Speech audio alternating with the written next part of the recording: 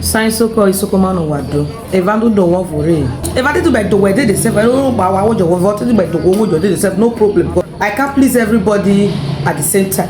Because I'm around my salary if I if I work careful now. Where you? Or I saw my hands and I'm doing video now. To say a very big thank you to Honorable Elder Prince Godwin Ogorugba, the local government chairman, ISOKO North Council. Yes, daddy my baby brother, ỌGHENE, but I'm a very long way. Where you? Very well, Baba. Who general message has a claim with the word who and I need your right same major combine. Give me man with ISOKO in. Man with ISOKO job. Some ISOKO people. People are so fialakas. Anymore FLEFLE meta, I've been my very meta. I'm not talking. This is not AI. This is real. When you overman I want to clean here. Overnight I clean because more than we are no is somehow. We don't be job. So okay, what you about? Nah, I'm man no Man, oh, and I say bad. We take care of your will be way man. Kereme Jayavia. Ruluno, Uvelure, Kuani Major, and Emma, Wonari Swesu, a Kaila. And then I better better, Mate. Hayareti Mwawojo, a Povia, Emma Wojo, Giri, Rojana Bejira Wojo, Bijira Wojo. Kememe and Mezilu, and another maybe one another Jira. Honorable Prince that God will not go to a median wow, Sawojo, or eternity. I don't know when you're man. I don't fucking care. I don't know who you are. I don't need to do anything. Keep me, no, you defeat me. Keep me, what you want, my or I do. I will so call Jeva. A Kyoto Zorana. They cleared the road one time. Then I would work take care of you. Whatever they see is a Zuzu. Where you are a father for 50 days. I will clear a canoe who for what carrying a good dinner in a veteran and I play dinner and get the corner. A dinner get the white there. And when I be low, I make it not be everybody. They know themselves. I play dinner and the corner. Who for one man, who show one man, or Johnny or white there. Give me that bono. Why do I just swear Suzuze? Swear if I find dinner. Who asked you as if you are both dinner? Everything out of one man. The market don't feel like us. You people, buddy. I see Bobby. I see Bojo and I'm women. The community were very happy. Not only that. When no, they did it. I hear the street in web area, I don't web area, I don't web booth. I don't web area in store. When any can it in and they did it and it's in and they got we didn't take care of your in. When I net say I fever, we didn't go to Sufia, got her, was Sufiane, said if you know what I can block or are you crazy? Walk back. I don't know. Then maybe when government want or community people want react now. Who are know that they press person. And when I work again, it's in a got tired, and I got an Amelo Bovla, Bovla. I had a willing Zuzufieva. This woman they talk not before only to Ozora people. Now for ISOKO nation general now they talk to so. Yes. When I get it in a got tired, no so terror. Amero Bovla said I'm a bad JV, I want a bad JV. We didn't take care of you. Wherever, fear, or when I was Zuzufieva, or wherever we job, where that's a store will be restored, where I am that's a store, fear, where to store of ever, where oh dear, a gotano, you are a devil, a memetana, where dog, what you will pick it. Who would do a store? I am a job. I know people were buffy, very gotano. Ye did no. He just a word on a natural bovlena. Yeah, why? Then I'm a bobby jet bovlana. Kukuma, my dinner for Sawu. Oh, my did and I didn't know about telling. Why were you here? Got on? Where did you have ever gone? Well, wherever we're on Yana, and that's I Joe. He did and ever were on the rest I Joe.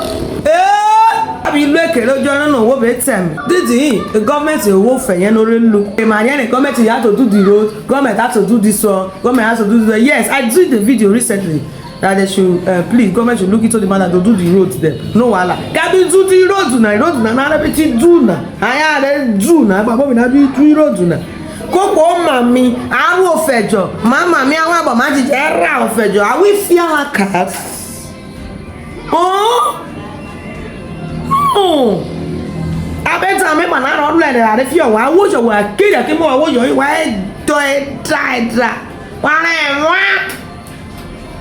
awo be do pe banana olu ero fejo wa wo jo wa ro fejo be ra aru ero bonese wa ra no bonese oye ke me what is it wa se ba wa fowo eme a ya no we be dia ni ye no we be dia how ya no we be dia you no fit metina you are a witch wo yeta ye no we be dia street no we be dia ewo no we be dia one was this one hits everybody. Whether you be poor man or whether you be rich man or whether you be government worker, whether you not be whether any highly class when you transfer yourself, whether you be stranger, whether you be almost on a bow man or bobby. Emil, he gathered the night lucky. This government is not working. The chairman is not working. This thing is not working. Are you seeing what is displaying in the this thing? Is that not working? When sanitation try and come like this, you go get up from your office. You go get up from that office, go enter the town. Begin to monitor everything. They check everything where they stop, everything where they stop. But any item they stop, how you what time you go there. Not be say you go there, they use phone, they control. No, if they come at full, they enter the town. Then again, why would your paper now? It's not working. No, it's not working now. Then you come and work. You idiot. No, come and work now. Come and do the work. Because he gonna like but hey, what then when? Yeah, but now they are not shopping money. They are just there. They are not working. They are shopping money. No, they are not. No, they're not supposed to shop money. Now they're supposed to shop. Hey, they shop money. Why is they shop over? I'm not coffee. They shop. Because politicians are shopping money na video. Oh, le na not on a bobby. No, I saw na. But can you be little now? What about when? A man and I shop. I say be shop. A man is a lover. I better have yakko. They are there to shop money and work. So when we see the ones that are working, we should please praise them and celebrate them too. You understand what I mean now? Oh, baby, don't take the praises. So. You ISOKO politician, when you know they work, when you know they do well, don't take the praises. So. It's not the praises is for the praising is not for you. One married politician, one married or swear wire. You political guru, what are they talking? Our community leader, our community. Why you not say you're not active? You are not active. You are not doing the needful in the community, in the land of ISOKO. The praises is not for you. Amen. Manu Jiro is not for you. You are a fialakas. You are a fialakas of the highest fialakas. Any more level matter. You won't beat me. How you gonna beat me now? Come on, I will be losing the other man. Will be losing the other one to motivate me. Come on, you. Most of you are good at arresting people when saying the truth. What was the arrest man? I don't want me. Oh, can't get belly me. I'm avoid my job. You dare not go leave me. What about more? We not saying. You say that one. That we not saying. I don't know what the very one and I won't wear. We do my own, Abu Wangwe, Abu Boma Wangwe, a mammy with it, a buffy one, a marina, what body big fiona, will write fear. You want to know where we go, Bobo, in Boemaka, you are fialakas. A matter, Mano, fiamaka, any matter, oh, to put me what you won't beat me. Oh, look, me fear vermin and another tonner. It's a battle. I watch a one up. Oh, one on our white over. Oh, one where on I'm wettable. I'm wettable. But Fugo, a football moon, I'm a mamma out of what West Alufia would have. Not a body, oh, a woman, my man, and another one. Oil low and a fiona, or a moon and a fiona, or below and a fear visocona, or below and a fear vegan, or one a better. You don't know, I will have a man.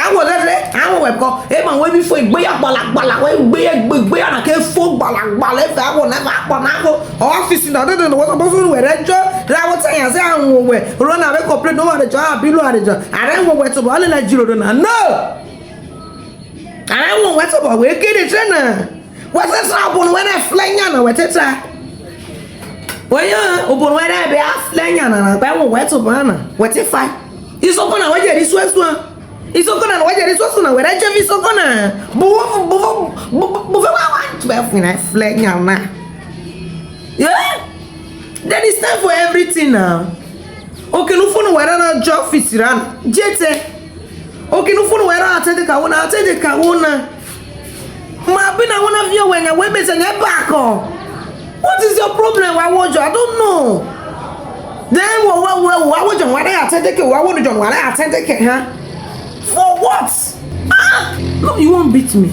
You won't put me fear me na another one. You won't put me when I tell him I want to tell you now. Because most of you are fearless. So to those working, thank you. To those ones that are not working, you are fearless. Try and work. I'm not saying you go there, me go shine teeth. My fear will be now. When they better balak. What if we be your balak? No. My vote go one way labish go me. We don't say you go to misbehave, they do any go they climb people on top, they walk out on top people's heads. No. We send you there for the betterment of ISOKO nation. We not send you there to go and oppress ISOKO people. Make your community, your street, your family, your nation no say yes. Our daughter was there, our son was there. Positively. And he work. We want to see the work. As so go by want to see it. Then daddy Mary West. So daddy my better now. Daddy me also more. That priest God you know go by Mary West that say my better now. But my better not table. Oh no better more than me be take up better via daddy.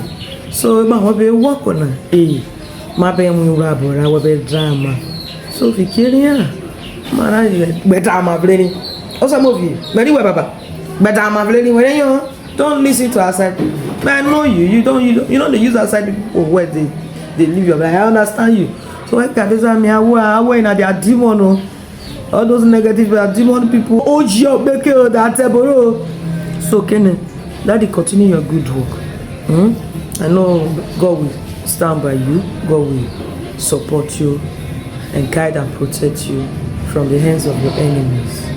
Please continue, do your good work and God will bless you. Thank you so much. Daddy, try and touch every other places that need to be touched. So that the praises will be full. The praising will be full. Hello? It didn't matter daddy. By the way, I'm to war of Lomo. Quite say what it's oh, very well.